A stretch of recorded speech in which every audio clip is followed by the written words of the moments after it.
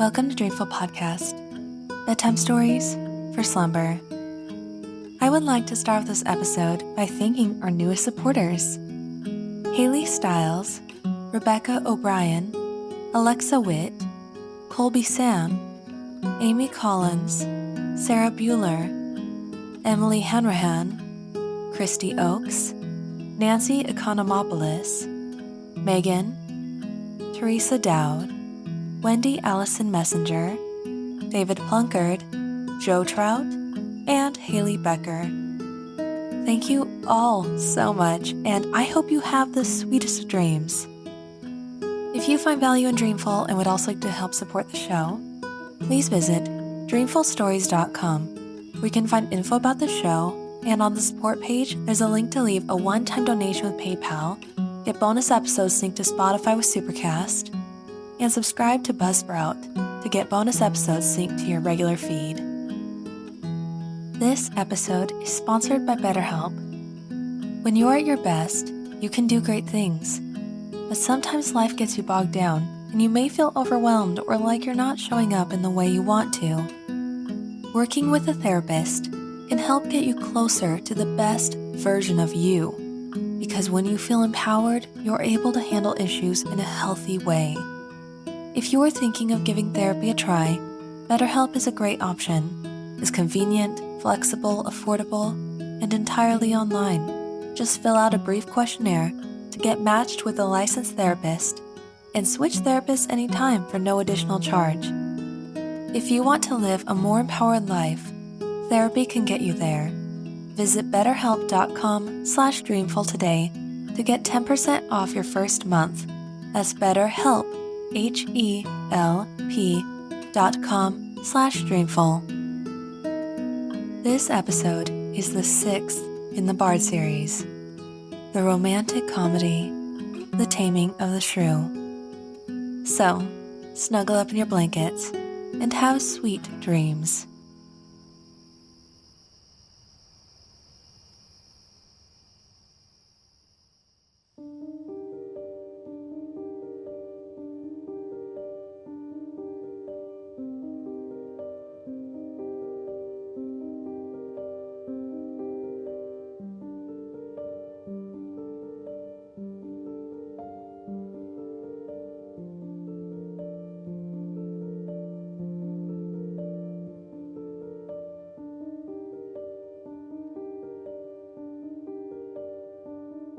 There lived in Padua a gentleman named Baptista who had 2 fair daughters. The eldest, Catherine, was so very cross and ill-tempered and unmannerly that no one ever dreamed of marrying her, while her sister, Bianca, was so sweet and pretty and pleasant-spoken that more than one suitor asked her father for her hand. But Baptista said the elder daughter must marry first. So Bianca's suitors decided among themselves to try and get someone to marry Catherine, and then the father could at last be got to listen to their suit for Bianca. A gentleman from Verona, named Petruchio, was the one they thought of, and, half in jest, they asked him if he would marry Catherine, the disagreeable scold. Much to their surprise, he said yes, that was just the sort of wife for him, and if Catherine were handsome and rich, he himself would undertake soon to make her good-tempered. Petruchio began by asking Baptista's permission to pay court to his gentle daughter Catherine, and Baptista was obliged to own that she was anything but gentle. And just then, her music teacher rushed in, complaining that the naughty girl had broken her lute over his head because he told her she was not playing correctly. "Never mind," said Petruchio. "I love her better than ever, and long to have some chat with her." When Catherine came, he said,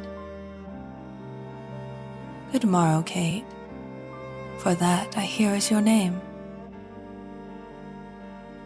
"You've only heard half," said Catherine rudely.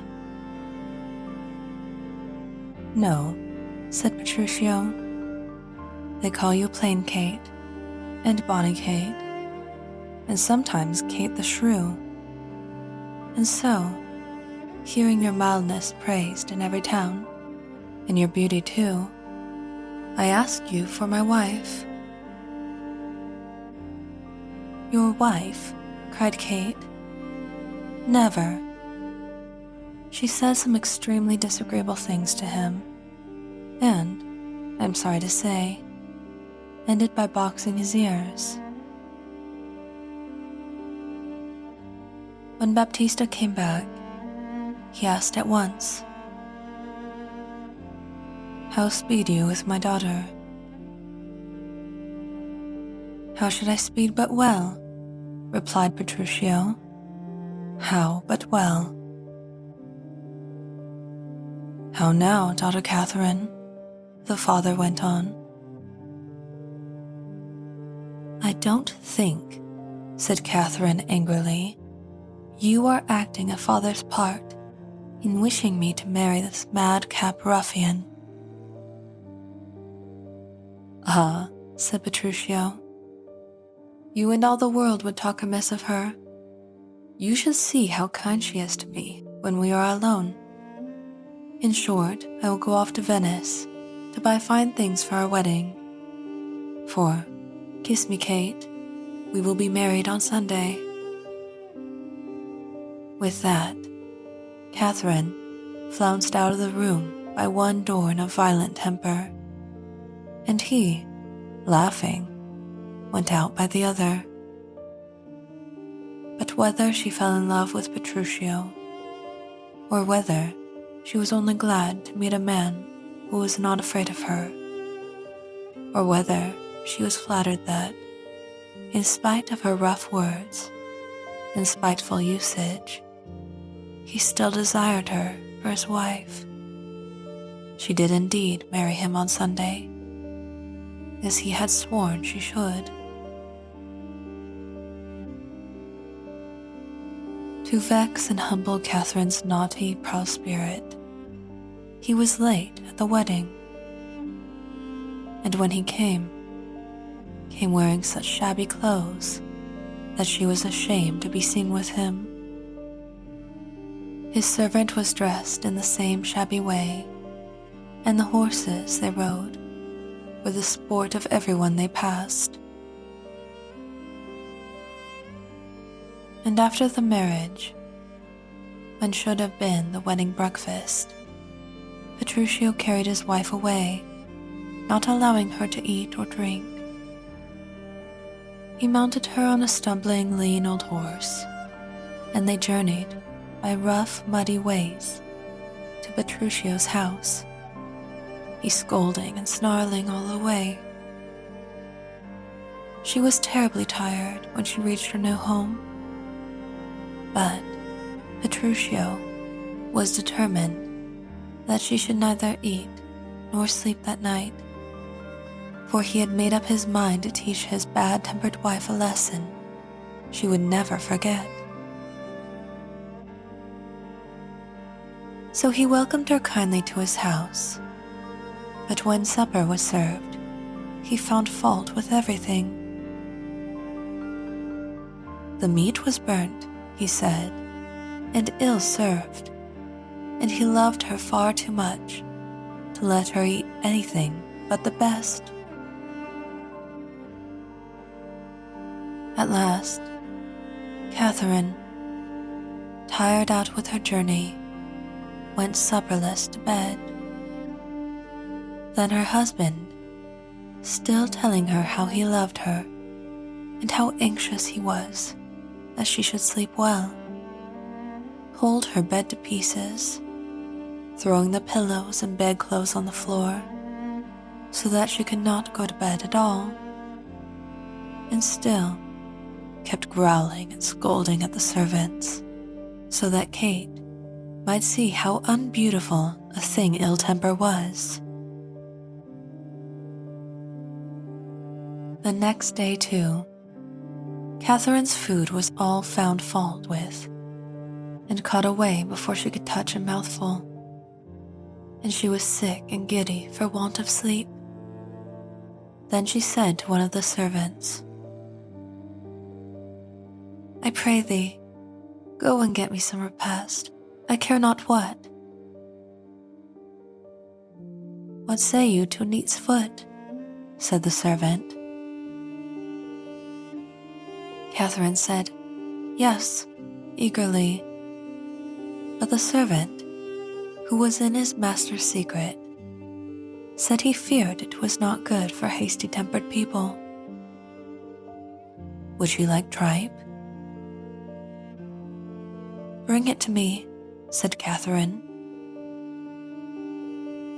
"I don't think that is good for hasty-tempered people," said the servant. "What do you say to a dish of beef and mustard?" "I love it," said Kate. "But mustard is too hot." "Why then, the beef, and let the mustard go," cried Catherine, who was getting hungrier and hungrier. "No," said the servant, "you must have the mustard, or you get no beef from me." "Then," cried Catherine, losing patience, "let it be both or one or anything thou wilt." "Why then," said the servant, "the mustard without the beef." Then Catherine saw he was making fun of her and boxed his ears. Just then, Petruchio brought her some food, but she had scarcely begun to satisfy her hunger before he called for the tailor to bring her new clothes, and the tables cleared, leaving her still hungry. Catherine was pleased with the pretty new dress and cap that the tailor had made for her, but Petruchio found fault with everything, flung the cap and gown on the floor, vowing his dear wife should not wear any such foolish things. "I will have them," cried Catherine. "All gentlewomen wear such caps as these." "When you are gentle, you shall have one too," he answered, "and not till then." When he had driven away the tailor with angry words, but privately asking his friend to see him paid, Petruchio said, "Come, Kate, let's go to your father's, shabby as we are, for as the sun breaks through the darkest clouds, so honor peereth in the meanest habit. It is about 7 o'clock now. We shall easily get there by dinner time." "It's nearly 2, said Kate, but civilly enough, for she had grown to see that she could not bully her husband as she had done her father and her sister. "It's nearly 2, and it will be supper time before we get there." "It shall be 7, said Petruchio obstinately, "before I start."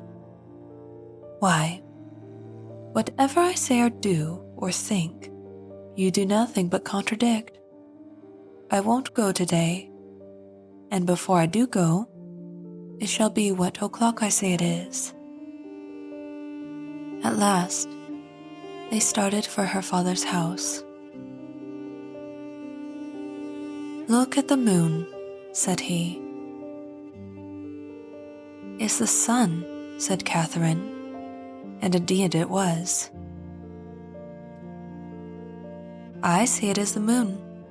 Contradicting again, it shall be sun or moon or whatever I choose, or I won't take you to your father's. Then Catherine gave in, once and for all. What you will have it named, she said, it is, and so it shall be for Catherine. And so it was, for from that moment, Catherine felt that she had met her match, and never again showed her naughty tempers to him or anyone else.